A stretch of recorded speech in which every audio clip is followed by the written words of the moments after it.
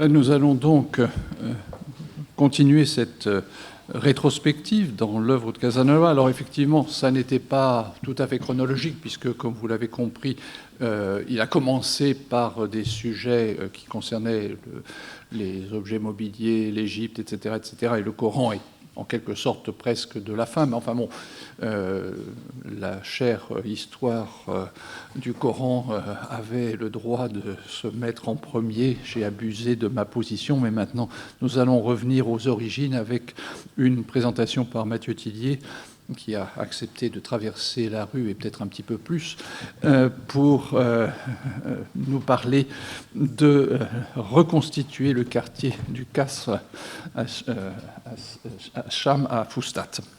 Pardon. Merci beaucoup.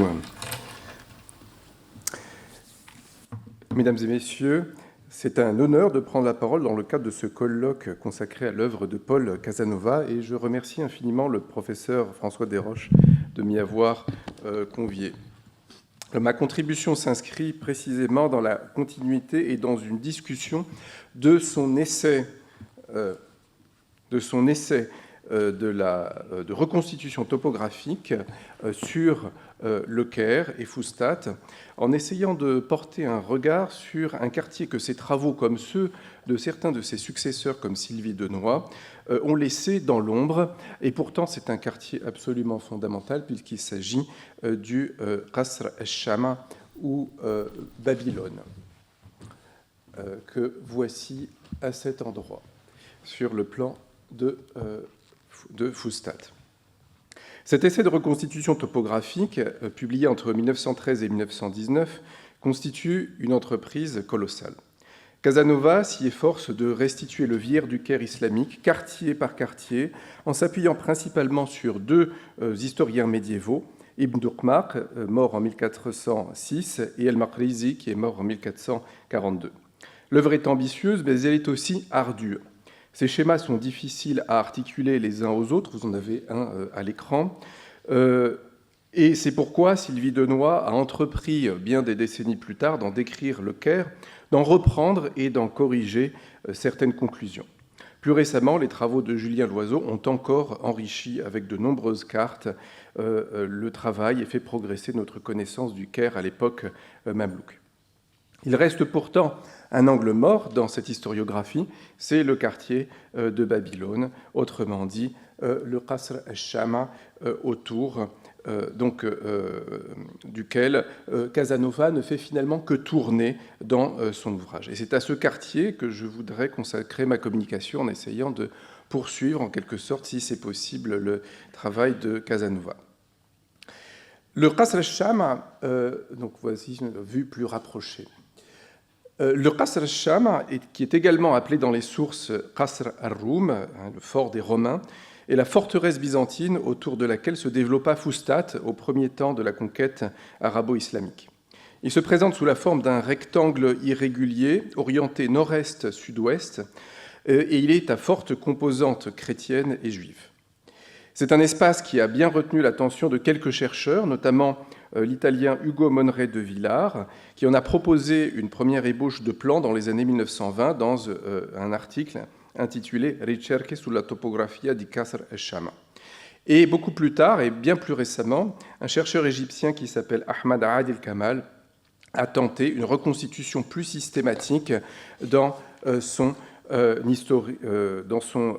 atlas historique du Caire. Donc le schéma de Monre de Villars est celui qui apparaît ici à l'écran, et la reconstitution par Adil Kamal apparaît ici. Le problème principal de cet atlas historique du Caire, beaucoup plus donc des années 2000, c'est que les méthodes du chercheur ne sont pas explicitées, et c'est à partir de ce travail, donc qui en quelque part déjà prolonge l'œuvre de Casanova, que mon propre travail s'appuie. Mon propos va s'articuler autour de 3 questions. La première est d'ordre méthodologique. Comment interpréter les descriptions topographiques médiévales du Qasr al-Sham, ce que Casanova a essayé de faire de manière plus générale pour le Caire. Et cette question est moins simple qu'il n'y paraît, car elle soulève un problème d'orientation qui a divisé les chercheurs depuis Casanova. La deuxième question est cartographique. Comment peut-on essayer de réviser le plan qui a été donné récemment par Ad el-Kamal à partir d'une lecture attentive d'Ibn Duqmaq, en reprenant cette source fondamentale déjà utilisée par Casanova. Et pour ce faire, il s'agira notamment de localiser les édifices religieux qui structuraient le quartier au début du XVe siècle. Et la question finale est historique, et je vais m'interroger sur quelque chose qui, jusqu'à présent, à ma connaissance, n'a jamais été approfondi et à peine remarqué, c'est la présence de 18 mosquées dans un quartier qui est supposé à dominante chrétienne et juive tout au long du Moyen-Âge. Alors la première question est celle de l'orientation. Le Qasr al-Sham, donc, comme je le disais, est une sorte de rectangle orienté nord-est-sud-ouest, et non pas nord-sud comme on pourrait s'y attendre. Et de ce fait, et comme parfois on le représente, de ce fait, les églises qui subsistent aujourd'hui ne s'orientent pas vers l'est géographique, mais vers le sud-est, c'est-à-dire vers le mur de la forteresse qui apparaît le plus à l'est dans la perception des habitants. On a donc ici une sorte d'est subjectif qui est induit par l'organisation du bâti. À ce biais de perception s'ajoute un piège lexical propre à l'Égypte médiévale, qui est que le terme qibli, qui désigne normalement le sud, mais qui est aussi la direction de la Mecque, glisse vers le sud-est dans ce contexte. De même, le terme bahri, qui en égyptien signifie, qui en arabe littéraire signifie du côté de la mer ou du côté du fleuve, peut désigner en Égypte tantôt le nord géographique, tantôt le nord-ouest, c'est-à-dire le côté du Nil, qui est appelé Bahr en égyptien. Ces ambiguïtés permettent 2 interprétations possibles.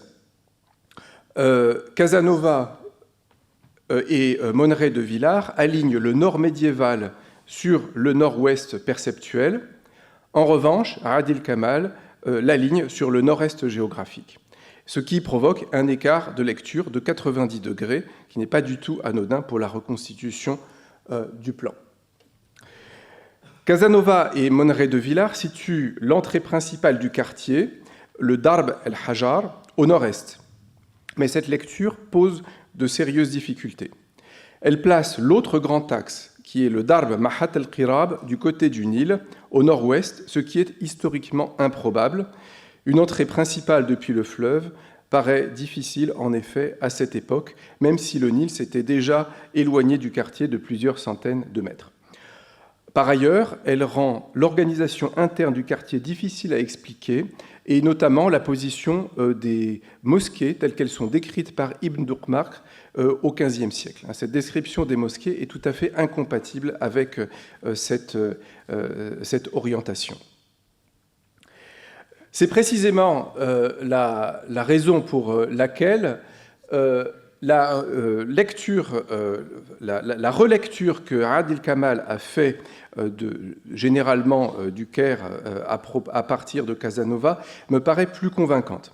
Il fait pivoter de 90 degrés le plan, ce qui lui permet de situer le Darb el-Hajar sur la face sud-est du Qasr al-Sham, ce qui correspond à l'ancien décumanus de la forteresse romaine, et le Darb Mahat el-Qirab au nord-est, vers la mosquée de Amr, ce qui correspond au quart d'eau. Et ça, c'est le schéma que j'ai tiré des travaux de Ad el-Kamal. Cette lecture est confirmée par un faisceau d'indices convergents, notamment un mahras donc, qui est placé, ou un poste de garde qui est placé y compris Casanova place au bon endroit sur la carte. Alors, donc c'est la raison pour laquelle je conclus et je propose d'interpréter les sources de la manière suivante, c'est-à-dire que Ibn Duqmaq et Makrizi étaient influencés par l'orientation historique de la forteresse romaine dans leur perception du quartier, ce qui change l'interprétation et ce qui pousse à s'éloigner de l'interprétation de Casanova. Voilà donc une comparaison entre Monnerai de Villars et ce que pensait également Casanova sur la gauche, et donc la restitution différente que propose Aad el-Kamal et que je suis également. Alors ceci permet de proposer une nouvelle carte du Qasr al-Sham que vous avez sur la droite et que j'ai reconstitué alors sur la base, en essayant de corriger Aad el-Kamal. Donc je ne vais pas entrer dans le détail, mais il y a un certain nombre de points sur lesquels je suis d'accord avec Aad el-Kamal et d'autres points sur lesquels je suis plus en désaccord. Et surtout, j'ai repris une carte archéologique qui permet d'avoir un tracé plus précis du contour du Qasr al-Sham, en sachant que j'ai gardé le tracé des rues. En fait, le tracé des rues est inspiré, comme chez Aad el-Kamal et comme chez d'autres auparavant, du tracé de la description de l'Égypte. Donc, ce qui pose malgré tout un problème méthodologique. Mais on n'a pas beaucoup d'autres solutions pour l'instant. Alors, ce que cela me conduit à remarquer, tout d'abord, c'est le caractère encore plus multiconfessionnel du quartier que ce qu'on avait l'impression jusqu'à présent. Au début du XVe siècle, ce Qasr al-Sham est un quartier multiconfessionnel dans lequel on trouve non seulement les grandes églises coptes qui ont traversé les siècles, que ce soit Al-Mu'allaqa, Sainte Barbara, Saint-Serge et Bacchus, mais également on y trouve un certain nombre d'églises melkites qui ont aujourd'hui disparu et qui sont mentionnées par Ibn Duqmaq, les églises de Michaël, de Firyanus, la Saïda Mariam, et 5 de ces églises peuvent être placées avec, de manière schématique et avec un degré raisonnable de certitude sur le plan. Monnerai de Villars notait que les voyageurs occidentaux du Moyen-Âge mentionnaient jusqu'à 15 églises dans l'enceinte du Qasr, dont beaucoup devaient être de dimension modeste et la plupart disparurent à l'époque ottomane. À ces édifices chrétiens s'ajoutent évidemment 2 synagogues, dont une est préservée jusqu'à aujourd'hui, la célèbre synagogue Ben Ezra, dite des Syriens, et une synagogue de rite irakien ou babylonien, dont la localisation diffère légèrement de celle proposée par Aad el-Kamal. Je crois qu'on est passé en veille. Ah, c'est bon, ça remarche.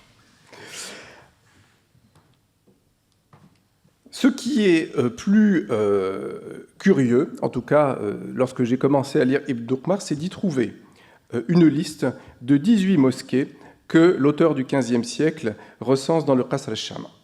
Donc 18 mosquées, un chiffre qui mérite qu'on s'y arrête. Aucune de ces mosquées au début du XVe siècle n'est qualifiée de jamia. Il ne s'agit donc pas d'édifices accueillant la prière collective du vendredi. Ce sont pour la plupart des structures modestes, de simples salles de prière intégrées à des constructions préexistantes, tantôt au rez-de-chaussée, auquel cas elles sont qualifiées de ardi, et tantôt à l'étage, auquel cas elles sont qualifiées de mu'allaqa, comme la célèbre église du même nom. Une seule se distingue vraiment, la mosquée que j'ai qualifiée de A, qui est dotée d'un minaret et qui est située en face de l'église al-Mu'allaqa. Une autre église que j'ai qualifiée de G est dite de la coupole, parce qu'elle comportait une coupole qualifiée de romaine et qui résultait probablement de la transformation d'un ancien temple zoroastrien au cœur du quartier. Parmi les fondateurs connus, le nom le plus récurrent est celui du cheikh Shamseddin ibn Nu'man, qui est à l'origine de 4 de ces mosquées. Et c'est lui qui sera au cœur de ma troisième partie. Des 18 mosquées mentionnées par Ibn Duqmaq, 12 peuvent être localisées avec une précision suffisante pour être reportées sur le plan. Et ce que révèle cette localisation est saisissant. Toutes ces mosquées se trouvent à proximité immédiate d'une église ou d'une synagogue, à côté, en face, dans la même rue.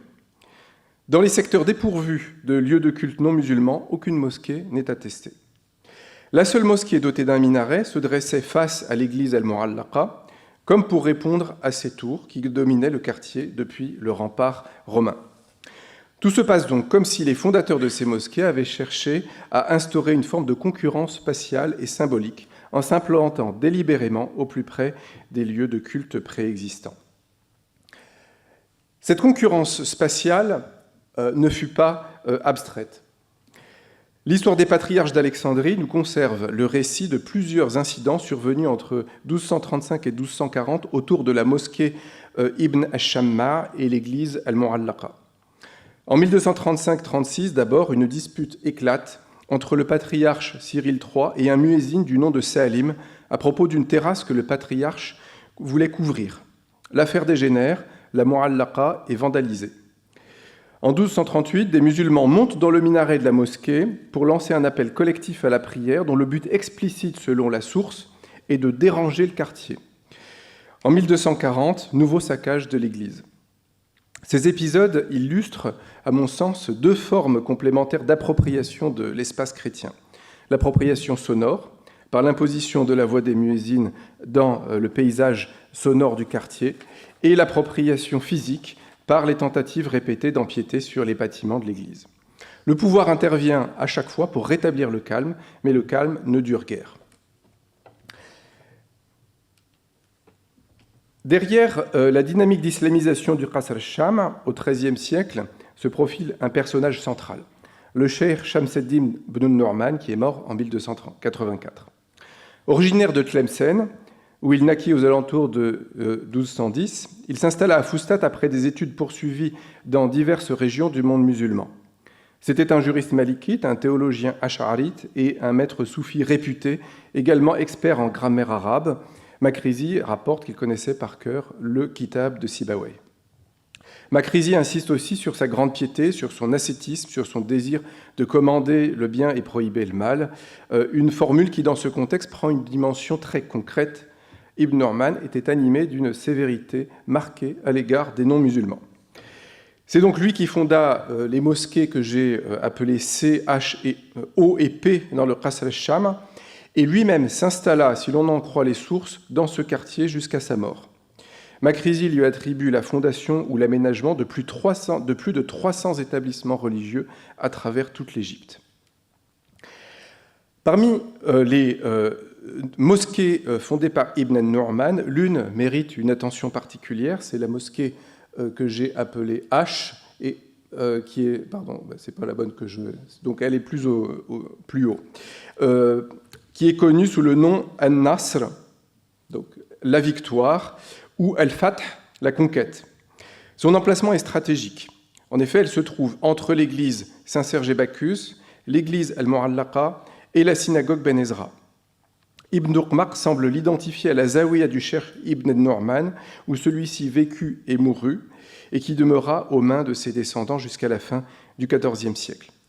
Son nom même, la victoire ou la conquête, suggère que cette fondation était conçue comme une lutte spirituelle contre les communautés non musulmanes du quartier. Le cheikh s'installait au cœur même d'un espace majoritairement chrétien et juif pour y ancrer durablement la présence islamique. Ces initiatives privées s'inscrivent dans un contexte plus large de crise pour les communautés non musulmanes. Audrey Dridi a montré que 40 des 70 lieux de culte de Fustat chrétiens de Fustat et du Caire mentionnés dans les sources fatimides avaient disparu sous les Mamelouks, souvent détruits par les foules, notamment au cours de crises qui ont émaillé les années 1301, 1320, 1353, etc. Le Qasr al-Sham semble avoir été relativement épargné par les destructions les plus violentes, mais il fut néanmoins traversé par une islamisation progressive et déterminée. Aux initiatives privées du XIIIe siècle, sous l'impulsion d'Ibn Nu'man, succéda au XVe siècle une intervention du pouvoir sultanien lui-même, puisque le sultan Jaqmaq fit édifier dans l'enceinte du Qasr une mosquée du vendredi, cette fois-ci un jamia, après avoir ordonné la destruction d'une église melkite voisine. L'islamisation du quartier prenait dès lors un caractère officiel et monumental. Pour conclure, le plan du Qasr al-Sham que je propose reste évidemment en partie hypothétique. Il s'appuie sur les restitutions de Adil Kamal, qu'il enrichit et corrige sur plusieurs points, à mon sens, à partir d'une lecture serrée d'Ibn Duqmaq, mais il reste aussi tributaire des incertitudes qui pèsent sur l'orientation générale du site et sur la précision du plan de la description de l'église.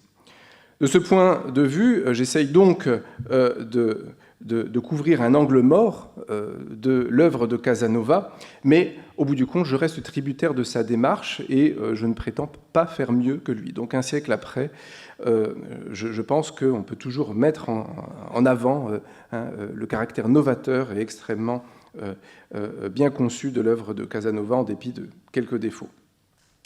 Ce plan révèle, pour moi, un quartier multiconfessionnel d'une grande complexité, coptes, melkites, juifs et musulmans, dont la présence se manifeste à travers ces 18 mosquées délibérément implantées à proximité de lieux de culte préexistants.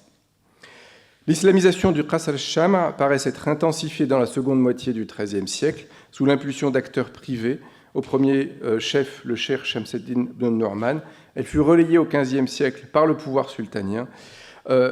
Et donc c'est une forme toute particulière d'islamisation, non pas par la destruction, mais par la multiplication des lieux de culte et l'infiltration, mosquée après mosquée, rue après rue, au plus près des sanctuaires des autres. Et je vous remercie.